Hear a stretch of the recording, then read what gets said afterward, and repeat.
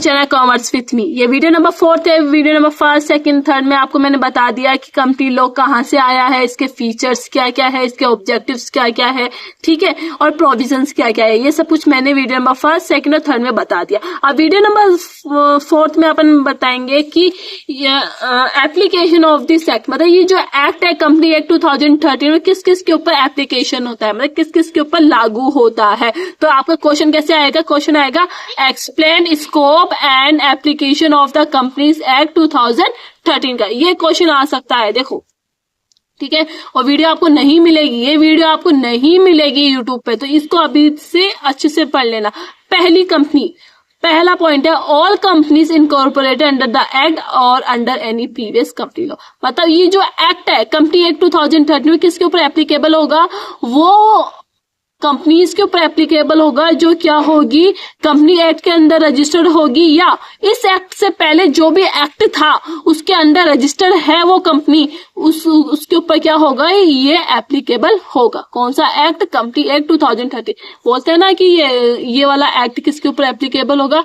वो कंपनी जो इसके अंदर रजिस्टर्ड होगी या इससे पहले जो लॉ था उसके अंदर रजिस्टर्ड होगी, तभी ये क्या होगा, ये वाला एक्ट एप्लीकेबल होगा उन कंपनीज के ऊपर। ठीक है, ये समझ में आ गया। दूसरी कौन सी कंपनीज होगी? ऑल इंश्योरेंस कंपनी, सारी इंश्योरेंस कंपनी होगी, उनके ऊपर ये एक्ट एप्लीकेबल होगा।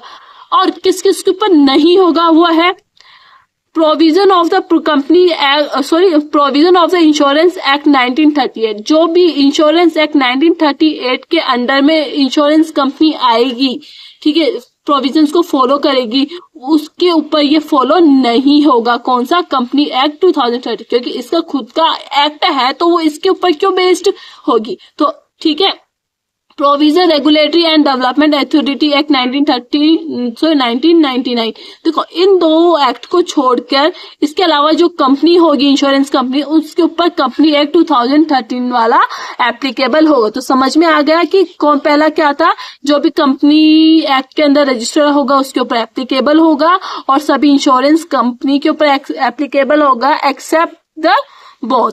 ठीक है, ऑल बैंकिंग कंपनी, सभी बैंकिंग कंपनीज के ऊपर एप्लीकेबल होगी ये कंपनी एक्ट 2013।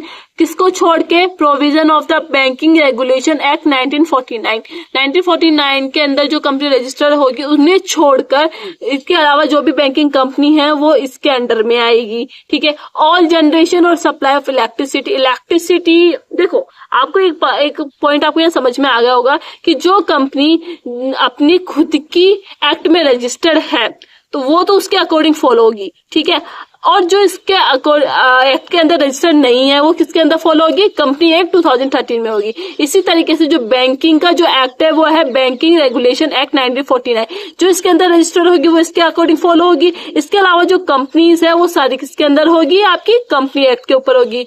इसी तरीके से इलेक्ट्रिसिटी का जो एक्ट है वो क्या है? इलेक्ट्रिसिटी एक्ट 2003, जो भी इसके अंदर रजिस्टर्ड होगी वो इसके अकॉर्डिंग क्या करेगी? अपने अकाउंट्स रिकॉर्ड्स मेंटेन करेगी। बट इसके जो कंपनी इसके अंदर रजिस्टर्ड नहीं होगी वो कौन किसके अंदर होगी? कंपनी एक्ट 2013 में होगी। तो समझ में आ गया, ऑल जनरेशन और सप्लाई ऑफ इलेक्ट्रिसिटी वाले सारे इसके अंदर आएंगे। और कौन से आएगा? Any other company govern by any special act. देखो कई कंपनीज होती है जिसके लिए क्या बनाया जाता है? एक स्पेशल एक्ट बनाया जाता है, तो वो भी क्या होगी? आपकी कंपनी लॉ के अंदर क्या आएगा? फॉलो करेगी, मतलब उसे। अब देखो और पार्टनरशिप फर्म, देखो पार्टनरशिप होता है ना, पार्टनरशिप फर्म्स हुई, LLP हुई जिसे लिमिटेड लायबिलिटी पार्टनरशिप बोलते हैं, कोऑपरेटिव सोसाइटी होती है, ये सारी किसके अंदर रजिस्टर्ड होती है? वो होती है आपके कंपनी एक्ट 2013 के अंदर आती है।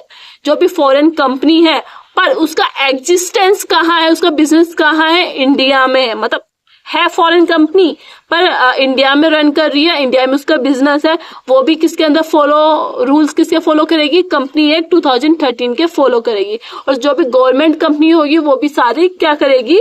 इस एक्ट को फॉलो करेगी। तो आपको अभी तक समझ में आ गया होगा कि कौन कौन सी आपकी कंपनी एक्ट को फॉलो करेगी। पहला है जो भी इसके अंदर रजिस्टर्ड होगी वो फॉलो करेगी, इंश्योरेंस कंपनी हुई, आपकी बैंकिंग कंपनी हुई, इलेक्ट्रिसिटी वाली कंपनी हुई, स्पेशल एक्ट वाली कंपनी कंपनी हुई, पार्टनरशिप हुई, कोऑपरेटिव सोसाइटी हुई और लिमिटेड लाइबिलिटी पार्टनरशिप हुई वो वाली, और आपके फॉरेन कंपनीज हुई, और सारी गवर्नमेंट कंपनी आपकी क्या होगी इसके अंदर एप्लीकेबल होगी। मतलब ये सारी कंपनी किसके रूल्स रेगुलेशन प्रोविजंस को फॉलो करेगी, वो करेगी आपके कंपनी एक्ट 2013 के। तो आप बता सकते हो कि किस किस के ऊपर एप्लीकेशन होगा, ये इन सभी चीजों के ऊपर एप्लीकेशन होगा। आई होप आपको वीडियो अच्छी लगी होगी। वीडियो अच्छी लगी है तो वीडियो को लाइक शेयर सब्सक्राइब जरूर करना। नेक्स्ट वीडियो में आपको मैं बताऊंगी कि कंपनी क्या होती है और इसके फीचर्स बताऊंगी, पार्टनरशिप और कंपनी के डिफरेंस क्या है, लिफ्टिंग ऑफ कॉर्पोरेट वेल्थ क्या है जो आपके एग्जाम में पूछता ही है। तो ये सब कुछ आपको वीडियो नंबर वीडियो नंबर 5 में मिलेगी। ठीक है, आई होप आपने अभी तक चैनल को सब्सक्राइब कर दिया होगा, तो प्लीज इस छोटी सी चैनल को अभी सब्सक्राइब कर दो। And thank you for watching.